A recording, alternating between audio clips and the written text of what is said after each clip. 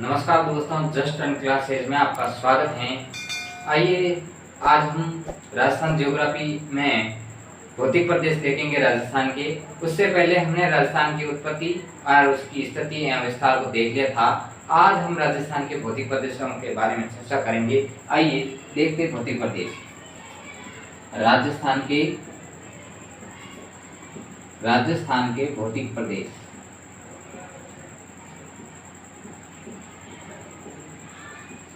तो देखिए दोस्तों, राजस्थान को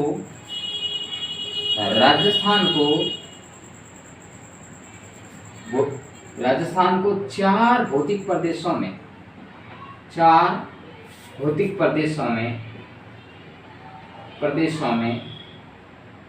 बांटा गया है। कितने? चार भौतिक प्रदेशों में राजस्थान को बांटा गया है। एवं इसका आधार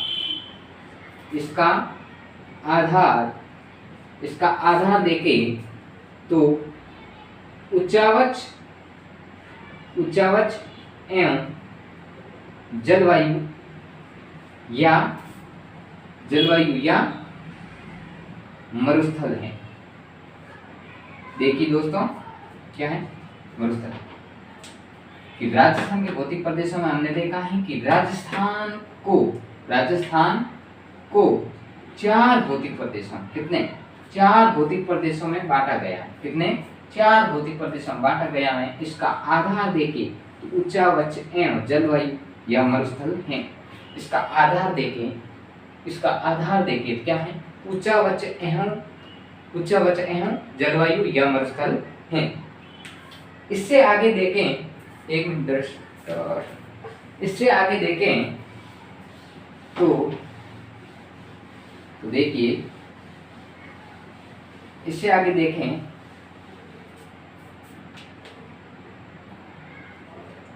तो देखिए कि भौतिक प्रदेशों का सामान्य परिचय। भौतिक प्रदेशों का सामान्य परिचय।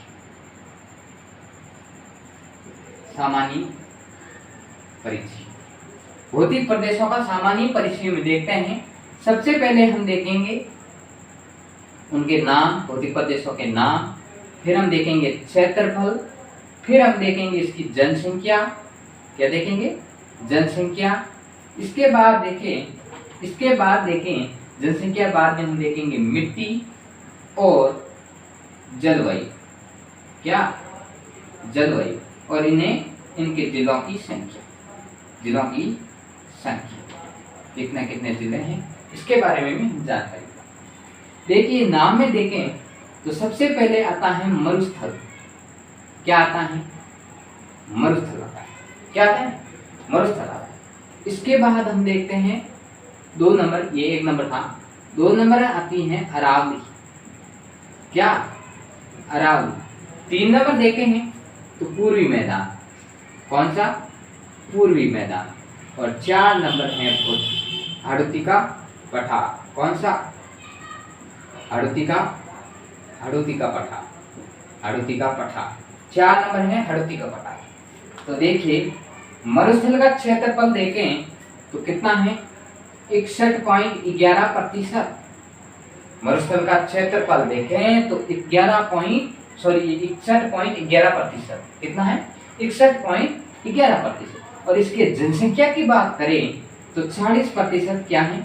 40% इसकी जनसंख्या, मतलब इस मरुस्थल में 40% जनसंख्या निवास करती है।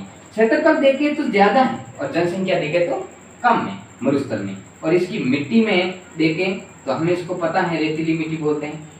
रेतीली मिट्टी या बलुई मिट्टी। रेतीली बोलो या बलुई मिट्टी बोलो, एक ही बात है।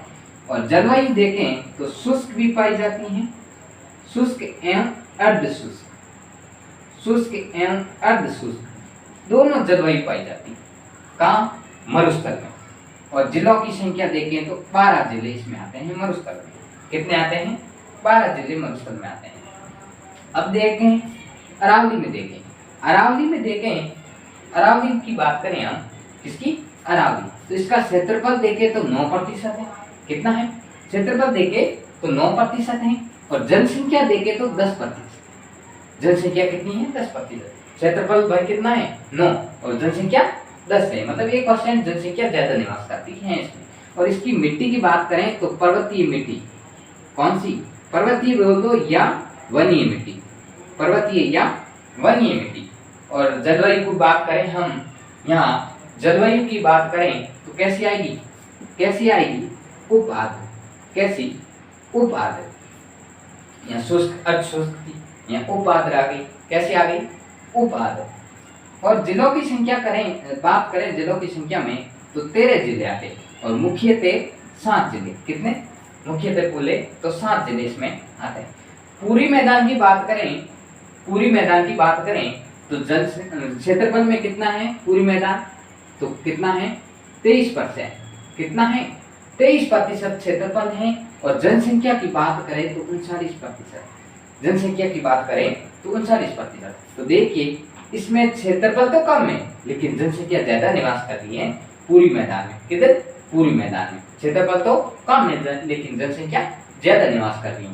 और इसकी मिट्टी की बात करें तो दोमट मिट्टी, दोमट मिट्टी या जलोढ़ मिट्टी, दोमट या जलोढ़ मिट्टी।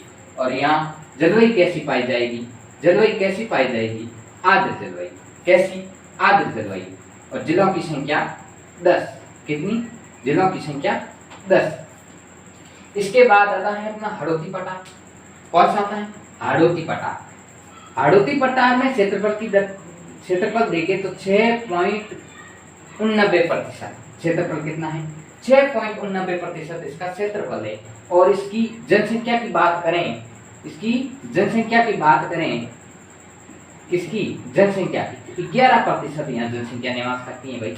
कितनी करती है? 11%। ये मरुस्थलीय ऐसा है जहाँ क्षेत्रफल अधिक है लेकिन जनसंख्या कम निवास कर रही है। लेकिन बाकी में देख लो, अरावली में देखो जनसंख्या ज्यादा, पूरी मैदान में देखो क्षेत्रफल से जनसंख्या ज्यादा, हाड़ौती में देखो क्षेत्रफल से जनसंख्या ज्यादा। और इसकी मिट्टी की बात करें तो काली, कैसी? काली, रेगूर या कपासी मिट्टी, या कपासी मिट्टी, क्योंकि यहाँ कपास अधिक होता है। काली मिट्टी है, रेगूर है या कपासी मिट्टी। और इसकी मतलब जलवायु की बात करें तो अति आर्द्र जलवायु। कैसी जलवायु है? अति आर्द्र जलवायु। कैसी है? अति आर्द्र जलवायु। और जिलों की संख्या बात करें तो 7 जिले इसमें मुख्य रूप से पाए जाते हैं। तो देखो बच्चों, मतलब ये चलानी आपको याद होनी चाहिए। मतलब इसे बोलते हैं बेसिक नॉलेज, मतलब सामान्य परिचय। भौतिक प्रदेश का बेसिक नॉलेज, सामान्य परिचय। मरुस्थल, सबसे पहले मरुस्थल देखा हमने, क्षेत्रफल देखा कितना आया? 61.11% इसका क्षेत्रफल है। जनसंख्या देखी तो 40% इसकी जनसंख्या है। मिट्टी देखी तो कैसी है? रेतीली बोलो या बलुई मिट्टी बोलो, रेतीली या बलुई मिट्टी। कैसी? रेतीली या बलुई मिट्टी। और जलवायु में देखा शुष्क है, अर्धशुष्क जलवायु। और जिलों की संख्या कितनी आई? 12 जिलों की संख्या आई। इसके बाद हमने देखी अरावली। अरावली में क्या है? 9% क्या है? क्षेत्रफल है। 10% क्या है? जनसंख्या है। और उसके बाद मिट्टी पर्वतीय या वनीय मिट्टी। और जलवायु की बात करें तो उपाद्र जलवायु इसमें पाई जाती है। और 13 जिले हैं लेकिन मुख्यतः 7 जिले इसमें। पूरी मैदान में देखें, पूरी मैदान में देखें तो 23% क्या है? क्षेत्रफल है। 23% क्षेत्रफल है और 39% इसमें जनसंख्या है। और इसमें मिट्टी देखें तो दोमट या जलोढ़ मिट्टी है। और जलवायु कैसी है? आर्द्र है। और जिलों की संख्या 10। हाड़ौती पठार में हमने देखा कि 6.89% क्या है? क्षेत्रफल है। और जनसंख्या कितनी है? जनसंख्या 11% है। और इसकी मिट्टी की बात करें तो काली या रेगूर या कपासी मिट्टी, काली या रेगूर या कपासी मिट्टी। और इसमें जलवायु की बात करें तो अति आर्द्र जलवायु पाई जाती है। और मुख्यतः 7 जिले इसमें आते हैं। इसके बाद देखिए बच्चों,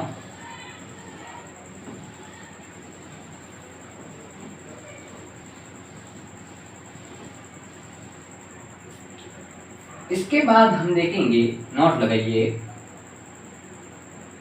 नोट, कुल थार के मरुस्थल का, कुल थार के मरुस्थल का भारत में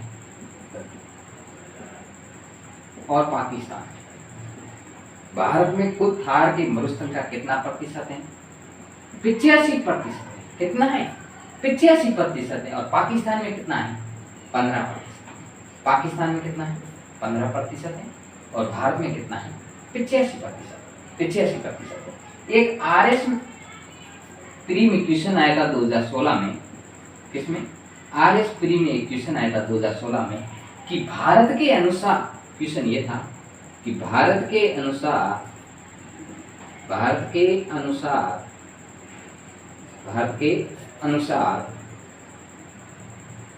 राजस्थान में मरुस्थल का विस्तार बताइए।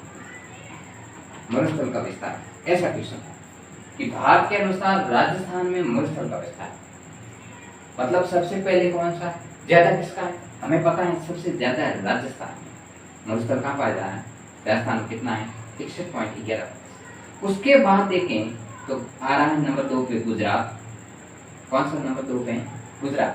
नंबर 3 पे है हरियाणा। और नंबर 4 पे है पंजाब। क्या है? पंजाब। तो इसका विस्तार आपको याद रखना चाहिए कि सबसे पहले है राजस्थान, फिर गुजरात, फिर हरियाणा, फिर पंजाब, फिर पंजाब। इसके बाद देखो बच्चों, इसके बाद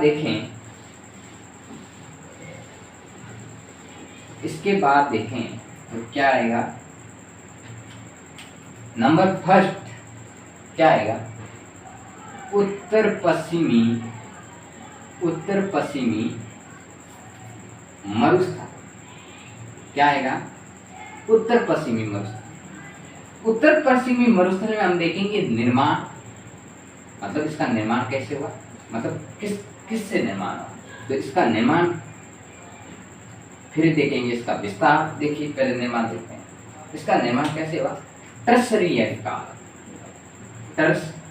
काल या प्लीस्टोसीन काल। इसका निर्माण टर्शरी काल या प्लीस्टोसीन काल से हुआ। किसका? इस मरुस्थल। इसके बाद देखें कि मरुस्थल का विस्तार।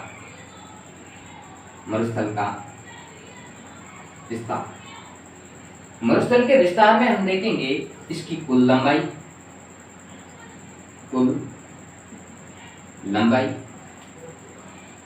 चौड़ाई एवं औसत ऊंचाई। तो देखें कुल लंबाई देखें तो 640 किलोमीटर इसकी लंबाई है। कितनी है? 640 किलोमीटर इसकी लंबाई है। और चौड़ाई की बात करें तो 300 किलोमीटर तक इसकी चौड़ाई है। और औसत ऊंचाई की बात करें तो 200 से 300 मीटर इसकी कितनी? 200 से 300 मीटर इसकी औसत ऊंचाई। क्या है? 200 से 300 मीटर इसकी औसत ऊंचाई। कितनी? 200 से 300 मीटर इसकी औसत ऊंचाई है। इसके बाद देखो तो देखिए कि उत्तर पश्चिमी मरुस्थल निर्माण टर्शरी काल या प्लेस्टोसीन। फिर मरुस्थल का विस्तार देखा हमने। कुल लंबाई 640 किलोमीटर, चौड़ाई 300 और औसत ऊंचाई 200 से 300 मीटर। फिर इसकी ढाल की बात करें हम, क्या ढाल की बात करें? ढाल की मतलब मरुस्थल की ढाल कैसी है? इसकी ढाल की बात करें हम तो ढाल देखेंगे इसकी ढाल तो उत्तर, दक्षिण, पश्चिम, पूर्व। पप्पू हो गए उत्तर, दक्षिण, पूर्व, पश्चिम। उत्तर, दक्षिण, पूर्व, पश्चिम। इसकी ढाल की बात करें मरुस्थल की तो उत्तर पूर्व से दक्षिण पश्चिम की ओर है। किधर से? उत्तर पूर्व से दक्षिण पश्चिम की ओर। किधर है? उत्तर पूर्व से दक्षिण पश्चिम की ओर।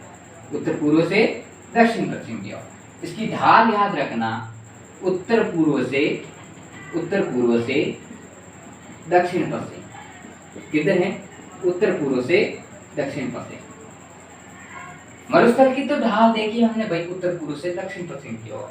ध्यान रखना ये बात इंपॉर्टेंट है कि मरुस्थल की ढाल किस तरफ है? उत्तर पूर्व से दक्षिण पश्चिम की ओर। किस तरफ है? उत्तर पूर्व से दक्षिण पश्चिम की ओर। इसके बाद देखो, इसके बाद देखो मरुस्थल का अध्ययन। क्या? मरुस्थल का अध्ययन। मरुस्थल का अध्ययन। मरुस्थल का अध्ययन देखें तो देखिए, मरुस्थल को अध्ययन की दृष्टि से सीधा लिखते हैं कि मरुस्थल को अध्ययन की दृष्टि से, अध्ययन की दृष्टि से दो भागों में बांटा गया है। कितने भागों में? दो भागों में बांटा गया है। मरुस्थल को अध्ययन की दृष्टि से दो भागों में बांटा गया है। कौन कौन से? शुष्क मरुस्थल, शुष्क मरुस्थल और अर्ध शुष्क मरुस्थल। अर्ध शुष्क मरुस्थल। भाई बात करें कि मरुस्थल का अध्ययन देगा कि मरुस्थल को अध्ययन की दृष्टि से दो भागों में बांटा गया, शुष्क मरुस्थल और अर्ध शुष्क मरुस्थल। एक तो है शुष्क मरुस्थल और एक है अर्ध शुष्क मरुस्थल। तो देखें, इसके बाद देखें तो क्या आएगा। इसके बाद हम देखेंगे, इसके बाद देखें हमारा राजस्थान, देखिए कुछ इस तरह है, ऐसे करके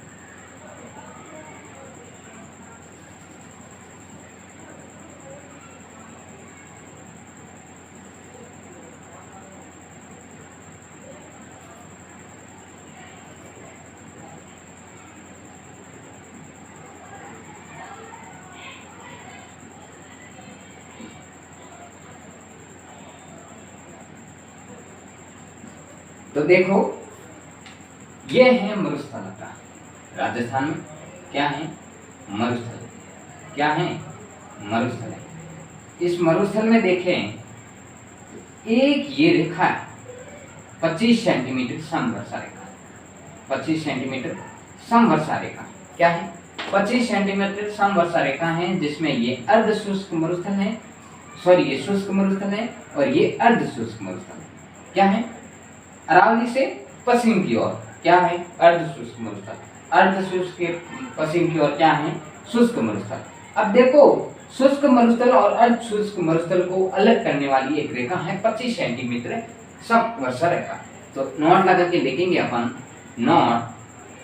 नोट 25 सेंटीमीटर समवर्षा रेखा, समवर्षा रेखा, रेखा मरुस्थल, मरुस्थल को दो भागों में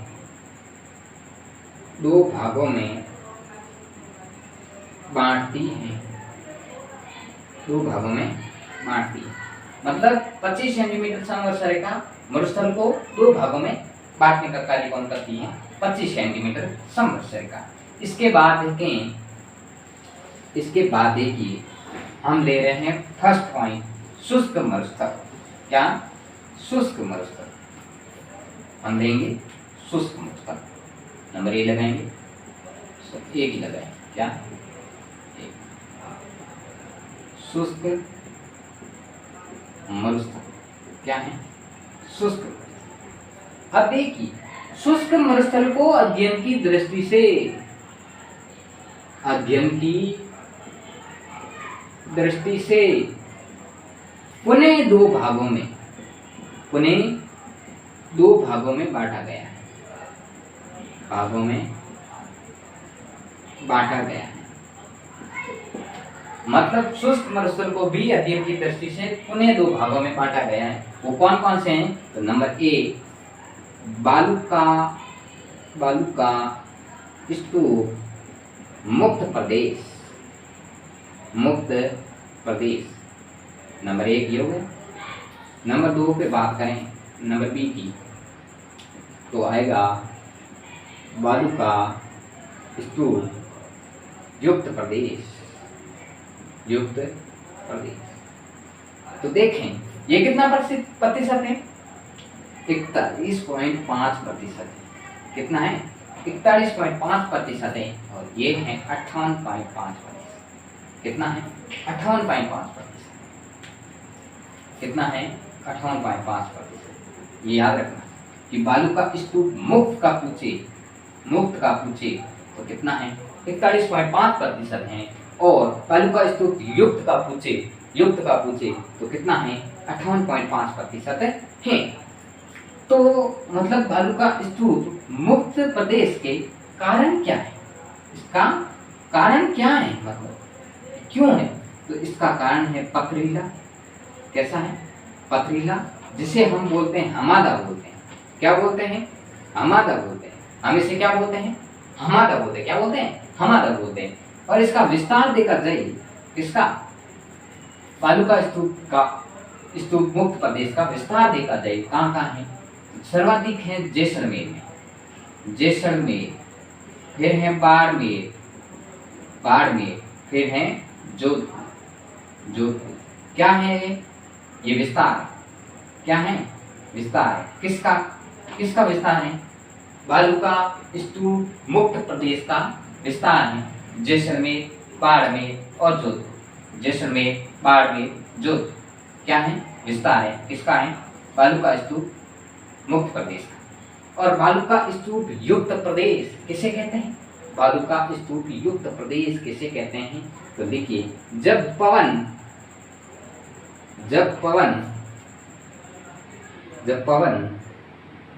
अपनी गति के साथ जब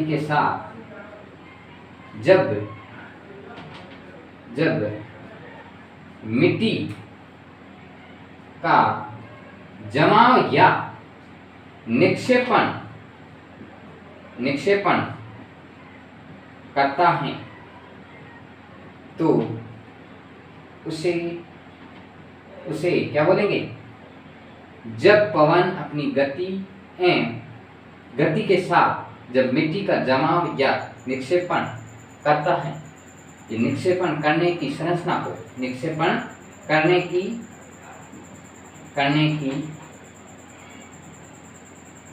संरचना को बालू का स्तूप युक्त प्रदेश कहा जाता है। संरचना को बालू का स्तूप युक्त प्रदेश कहा जाता है जब पवन अपनी गति के साथ जब मिट्टी का जमाव या निक्षेपण करने की संरचना को बालू का स्तूप युक्त प्रदेश कहा जाता है। क्या कहा जाता है, बालू का स्तूप युक्त प्रदेश कहा जाता है। इसके बाद देखिए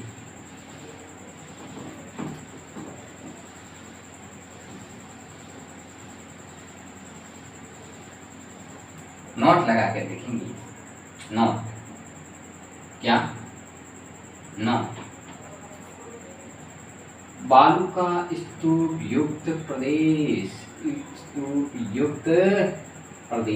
इसमें देखेंगे नंबर 1 पे इसके प्रकार देखेंगे। क्या देखेंगे, इसके हम प्रकार देखेंगे।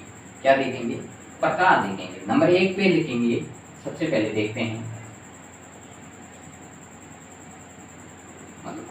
अर्धसांध बनाना अपना ऐसे।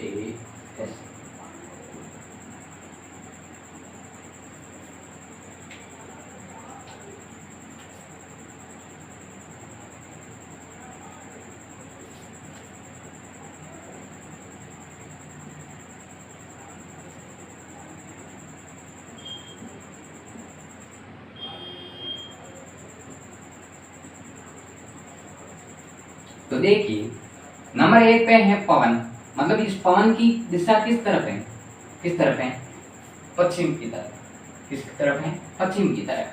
और इसकी आकृति हमें दिख रही है, कैसी दिख रही है, इसकी आकृति कैसी दिख रही है, इसकी आकृति हमें अर्धचंद्राकार, इसकी आकृति हमें दिख रही है, अर्धचंद्राकार दिख रही है। इसका प्रकार देखें तो कौन सा है, बरखान। कौन सा है, बरखान है। और ये सर्वाधिक कहाँ पाया जाएगा, शेखावटी। तो कभी कभार क्वेश्चन आ जाता है कि बरखान कहाँ पाए जाते हैं, मतलब बरखान बालू का स्तूप युक्त प्रदेश कहाँ पाए जाते हैं, तो शेखावटी में सर्वाधिक पाए जाते हैं। कहाँ पाए जाते हैं, शेखावटी में। कहाँ पाए जाते हैं, शेखावटी में।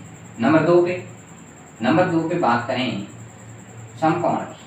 किसकी बात करें, समकोण की। किसकी, समकोण की। समकोण मतलब इसकी आकृति कैसी है, समकोण की तरह। और इसको हम क्या बोलते हैं, अनुप्रस्थ बोलते हैं। और अनुप्रस्थ बोलते हैं। क्या बोलते हैं? अनुप्रस्थ बोलते हैं। जो कहाँ पाए जाते हैं? जो कहाँ पाए जाते हैं? जोधपुर। जो कहाँ पाए जाते हैं? सर्वाधिक जोधपुर में पाए जाते हैं। और 3 नंबर की बात करें हम, 3 नंबर की बात करें समांतर। किसकी? समांतर की। समांतर किसकी बात करें? समांतर की। 3 नंबर बात कर रहे हैं समांतर, जिसको हम बोलते हैं अनुदैर्ध्य। क्या बोलते हैं? अनुदैर्ध्य।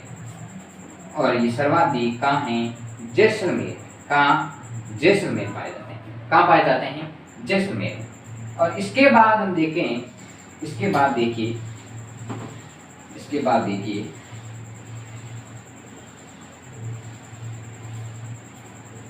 इसके बाद नंबर 4 पे हैं तारानुमा। क्या है?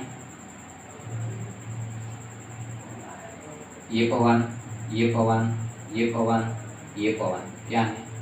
पवन, पवन की गति, पवन की गति, पवन की गति किस तरफ है? इस तारानुमा है। इसकी आकृति कैसी है? तारानुमा। तारानुमा कैसी आकृति? तारानुमा है। जो सर्वाधिक कहाँ पाए जाते हैं? एक जैसलमेर में, जैसलमेर में एवं सूरतगढ़। सूरतगढ़ जा श्री गंगानगर। सूरतगढ़ कहाँ है? श्री गंगानगर में। सूरतगढ़ कहाँ है? श्री गंगानगर में। ये कहाँ पाया जाता है? तारानुमा, जैसलमेर या सूरतगढ़। क्वेश्चन कम नहीं आता है, लेकिन याद रखने की बात है कि जैसलमेर में या सूरतगढ़ श्री गंगानगर में पाया जाता है तारानुमा बालू का स्तूप युक्त प्रदेश। इसके बाद देखिए पैराबोलिक। पैराबोलिक नंबर 5 पे है पैराबोलिक। पसीना हो रहा है। पैराबोलिक, पैराबोलिक किसे बोलेंगे? जब बरखान का निर्माण, जब मतलब बरखान से निर्मित, देखिए सबसे पहले हमने बरखान पढ़ा था। ये बरखान है, अर्धचंद्राकार है नहीं है, अर्धचंद्राकार है या नहीं है। इसी के विपरीत, इसी के विपरीत ये क्या है? इसी के विपरीत है। बरखान के विपरीत है या नहीं? बरखान के विपरीत है या नहीं? मतलब बरखान के विपरीत है या नहीं है? पवन, ये पवन और ये भी पवन है। ये बरखान के विपरीत है। ये बरखान है। क्या है? बरखान। और ये पैराबोलिक है। पैराबोलिक है। पैराबोलिक है। अब इसको हम याद कैसे करेंगे? कैसे याद करेंगे कि बरखान के विपरीत, बरखान के विपरीत या महिलाओं या महिलाओं के बालों, महिलाओं के बालों की क्लिप जैसी आकृति, जैसी आकृति पैराबोलिक कहलाती है। पैराबोलिक कहलाती है। क्या कहलाती है? पैराबोलिक कहलाती है। मतलब बरखान के विपरीत या महिलाओं के बालों की क्लिप जैसी आकृति पैराबोलिक कहलाती है। क्या कहलाती है? पैराबोलिक कहलाती है। ये याद रखना आप। क्या बोलो कहलाती हैं? पैराबोलिक कहलाती है। कैसी? बालों, महिलाओं के बालों की क्लिप जैसी आकृति या बरखान के विपरीत, बरखान के विपरीत। इसके बाद देखिए सीप, नंबर 6 लास्ट है सीप। 5 तक देखिए, नंबर 6 है सीप। नंबर 6 है सीप। अब सीप किसे बोलते हैं? यही बरखान, ये मतलब है या नहीं? इसके बाद देखिए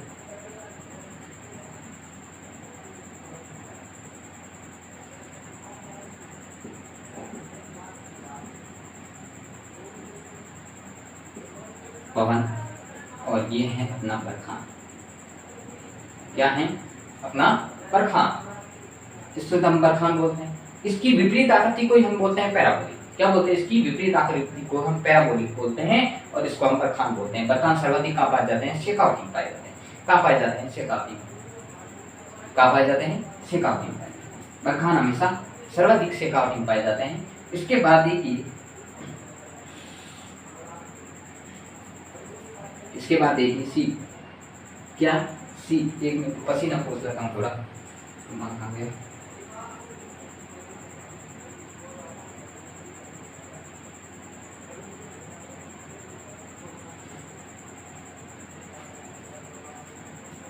देखिए शीप, बरखान, जब बरखान के निर्माण के बाद पवन अपनी दिशा बदल लेता है। देखिए जब बरखान के निर्माण के बाद पवन अपनी दिशा बदल लेता है एवं बरखान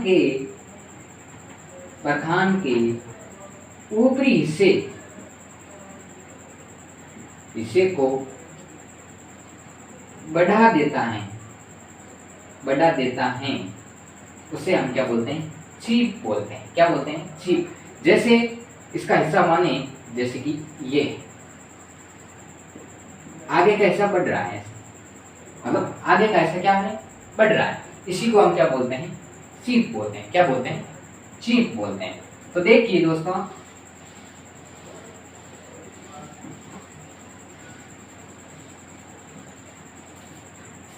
बरखान की बात कर रहे थे हम। बरखान कैसा है? अनुप्रस्थ है। और चीप कैसा है? कैसा है? अनुदैर्ध्य है। और अब 2 पॉइंट हैं अपने कि सर्वाधिक बालू का स्तूप कहाँ पाए जाएंगे? सर्वाधिक की बात करें तो